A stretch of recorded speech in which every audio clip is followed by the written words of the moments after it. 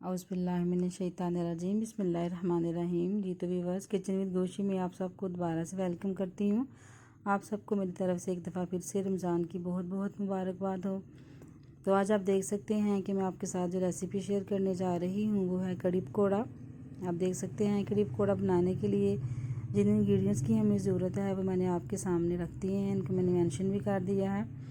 तो साथ साथ मैं आपको बनाती जाऊँगी, साथ साथ मैं इनकी जो क्वांटिटी है वो आपको बताती जाऊंगी। तो चलिए सबसे पहले इसे हम बनाना शुरू करते हैं। मैंने एक बाउल ले लिया, इसके अंदर मैंने दही को अच्छी तरह से फेंट लिया। ये हमारा हाफ केजी जो है वो हमारा योगर्ट था, दही जिसे मैंने अच्छी तरह से फेंट लिया, इसकी गुठलियाँ ख़त्म कर ली हैं। अब इसके अंदर मैं 6 टेबल स्पून इसके अंदर मैं डाल रही हूँ बेसन। इसको हम अच्छी तरह से पहले इसका अच्छा सा पेस्ट बना के इसे मिक्स कर लेंगे। इसकी गुठलियाँ ख़त्म कर लेंगे, बिल्कुल भी नहीं रहनी चाहिए। अब हम इसके अंदर पानी शामिल करेंगे।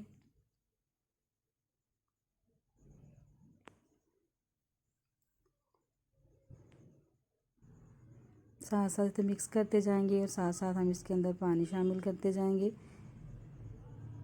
इसका हम एक पतला सा थिक सा मिक्सचर तैयार करेंगे।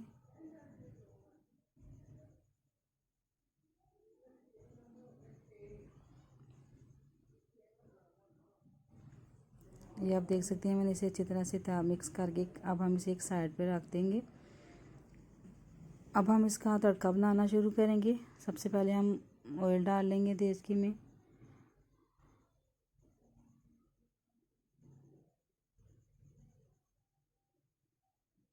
जो ही ऑयल थोड़ा गर्म हो गया तो इसके अंदर मैंने मेथी दाना जो है वो 1 टेबल स्पून शामिल कर दिया है।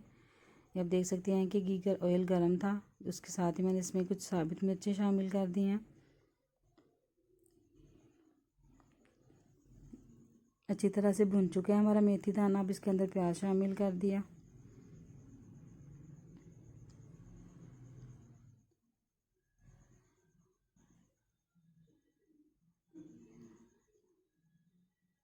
ये मैंने इसके अंदर 1 टेबल स्पून गार्लिक का पेस्ट दरदरा से इसे मैंने कूट लिया था वो शामिल कर दिया।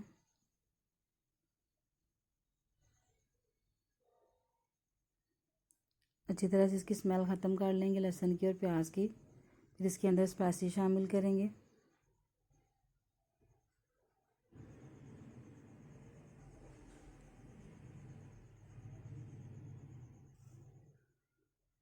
ये आप देख सकते हैं कि ये भुन चुका है। ये मैंने करी लीव्स डाल दिए,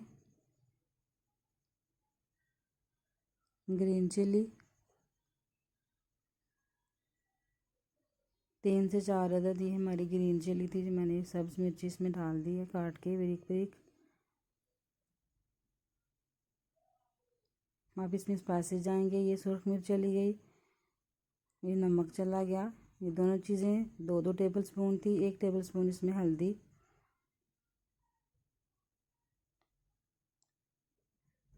इसे भून लेंगे थोड़ा सा पानी डालकर, स्पाइसेस का कच्चापन ख़त्म कर लेंगे।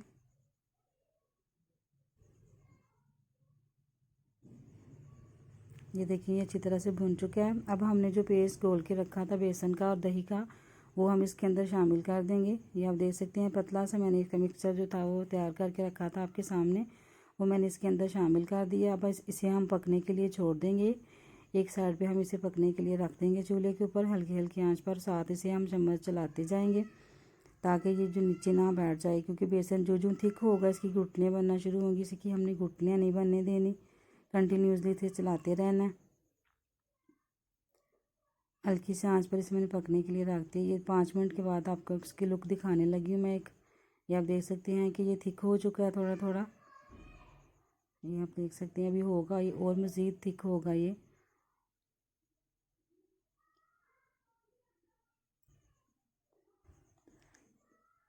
तकरीबन आधा घंटा मैंने इसे कुक किया था धीमी सी आंच पे, हल्की हल्की आंच पर। अभी भी ये कंटिन्यूसली पक रहा है। दूसरी साइड पे हम पकोड़े बनाने के लिए मिक्सचर तैयार करेंगे जो हम कड़ी के अंदर डालेंगे। उसके लिए इंग्रेडिएंट्स आप देख सकते हैं। इसको हम अच्छी तरह से मिक्स करते हैं सब चीज़ों को। बेकिंग सोडा है, ये कुटा हुआ धनिया, सुरख मिर्च, प्याज, पालक, नमक, बेसन, یہ ساری چیزیں باؤل میں ڈال کے اسے اچھی طرح سے مکس کر لیں گے۔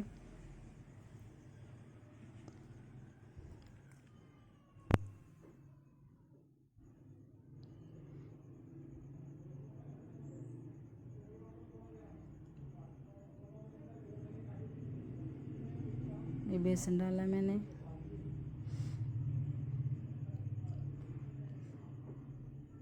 یہ کٹا ہوا دھنیا، خشک دھنیا جو ہے وہ ڈال دیا، یہ نمک ڈال دیا میں نے۔ یہ ساری چیزیں آپ اپنے ٹیسٹ کے اکارڈنگ ڈال سکتے ہیں، جتنا آپ کو نمک پسند ہو۔ یہ پیاز شامل کیا میں پیاز اور پالک والے جو پکوڑے ہیں وہ اس میں شامل کروں گی۔ اگر آپ اس میں آلو بھی ڈالنا چاہیں تو آپ ڈال سکتے ہیں۔ یہ انار دانہ ڈال دیا میں نے اس کے اندر، یہ سرخ مرچ کا پاؤڈر،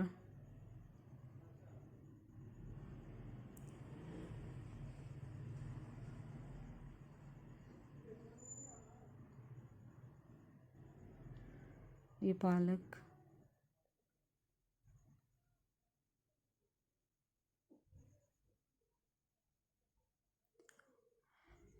سب چیزوں کو اچھی طرح سے مکس کر لیں گے۔ پانی ڈال کر اس کا پیسٹ تیار کر کے اسے تھوڑی دیر کے لیے رکھ دیں گے کہ بیسن اچھی طرح سے پھول جائے۔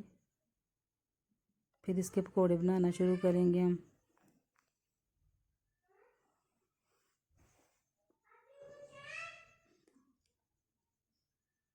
یہ دیکھیں آپ، اچھی طرح سے اس کا پیسٹ جو ہے وہ تیار ہو چکا ہے۔ یہ میں نے اس کے اندر بیکنگ سوڈا شامل کیا ہے، اسے تھوڑے سافٹ بنیں گے ہمارے پکوڑے۔ وہ میں نے ریڈی کر کے رکھ دی ہے۔ اب آپ دیکھ سکتے ہیں کہ اب میں نے اس کے اندر یہ کڑی آپ کو دکھا رہی ہوں کہ کڑی ہماری پک رہی ہے اچھی طرح سے، یہ تیار ہو گئی ہے۔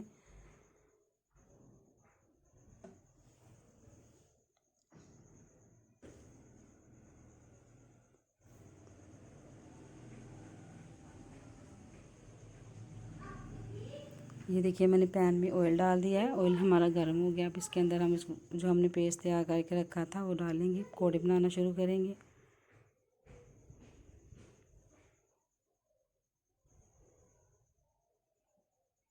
چھوٹے چھوٹے سے ہم اس کے پکوڑے تیار کریں گے۔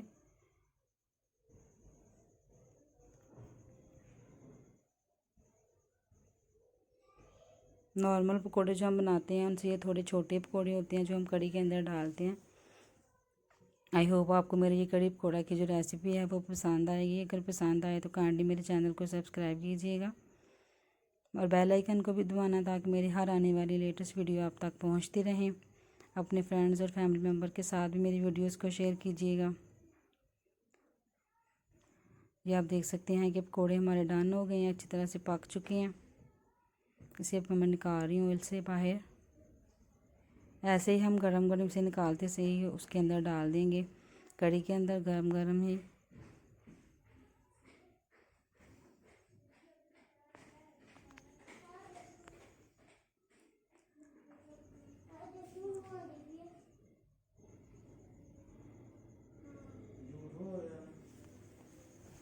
اچھی طرح سے ہم اسے پکا لیں گے۔ یہ آپ دیکھ سکتے ہیں پکوڑے ہمارے اچھی طرح سے بن رہے ہیں۔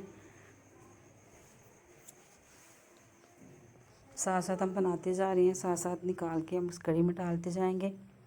یہ آپ دیکھ سکتے ہیں، اب اسے ہم کڑی میں ڈال دیں گے۔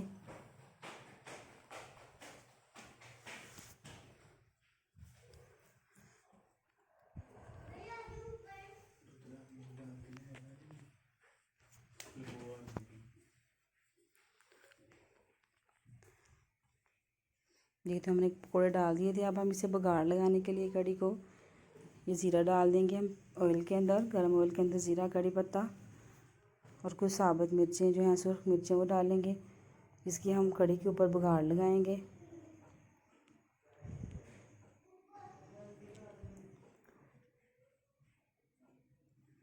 تھوڑا سا یہ کڑکڑانے لگی تو پھر ہم اس کی بگاڑ لگا دیں گے۔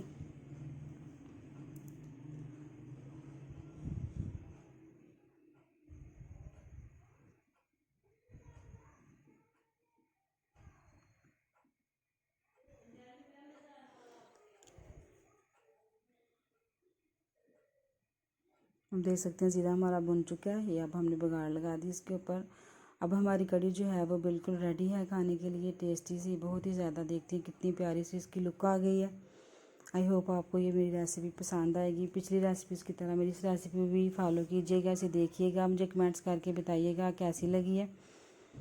اللہ تعالیٰ آپ سب کو اپنے اپنے گھروں میں خوش رکھے، آباد رکھے. مجھے بھی رمضان المبارک اس ببرکت مہینے میں اپنی دعاؤں میں یاد رکھیے گا. اللہ حافظ. اللہ نگہبان.